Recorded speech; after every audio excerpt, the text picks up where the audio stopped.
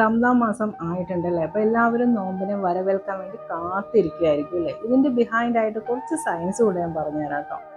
14 മുതൽ 16 മണിക്കൂർ വെള്ളവും ഭക്ഷണവും ഒന്നും ഇല്ലാതെ ഫാസ്റ്റിംഗ് എടുക്കുന്ന വഴി ഒരുപാട് ഹെൽത്ത് ബെനിഫിറ്റ്സ് ആണ് നമുക്ക് ലഭിക്കാൻ പോകുന്നത്.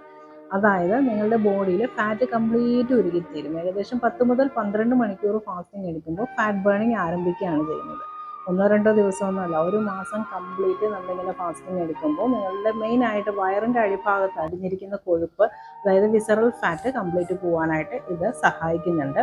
അതുകൂടാതെ ഡയബറ്റീസ് ഒക്കെ ഉള്ളവർക്കാണെങ്കിൽ ഷുഗർ കൺട്രോൾ ആവുന്നുണ്ട്. പക്ഷെ പ്രത്യേകം ശ്രദ്ധിക്കേണ്ട ഒരു കാര്യം എന്ന് വെച്ചാൽ ഡയബറ്റീസ് ഉള്ളവർ അവരുടെ ഫിസിഷ്യനെ കണ്ടിട്ട് മാത്രം ഫാസ്റ്റിംഗ് എടുക്കുവാനായിട്ട് നോക്കുക. കൊളസ്ട്രോൾ ഉള്ളവർക്ക് ഇപ്പോൾ HDL, നല്ല കൊളസ്ട്രോൾ കൂടുവാനും ചീത്ത കൊളസ്ട്രോൾ കുറയുവാനും ഇത് സഹായിക്കുന്നുണ്ട്. ഇമ്മ്യൂണിറ്റി ബൂസ്റ്റപ്പ് ചെയ്യുന്നതിന് വളരെ നല്ലതാണ് ഫാസ്റ്റിംഗ് എടുക്കുന്നത്. അതായത് പഴയതും ഡാമേജ് ആയിട്ടുള്ളതുമായ സെൽസൊക്കെ മാറിയിട്ട് പുതിയ സെൽസൊക്കെ രൂപപ്പെട്ട് വരുവാനായിട്ട് ഫാസ്റ്റിംഗ് സഹായിക്കുന്നുണ്ട്.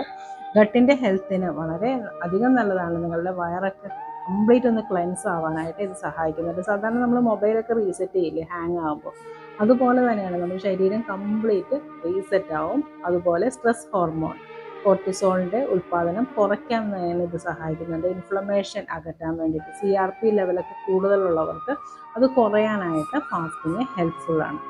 ബ്രെയിനിൻ്റെ ഹെൽത്തിനും ഹാർട്ടിൻ്റെ ഹെൽത്തിനും അതുപോലെ നമ്മുടെ കിഡ്നിയുടെ ഹെൽത്തിനും നമ്മുടെ ഓൾ ഓവർ ബോഡിക്ക് ഒരു റെസ്റ്റ് ആണല്ലോ കൊടുക്കുന്നത്, അതുങ്ങൾക്കും വേണ്ട ഒരു റെസ്റ്റ്.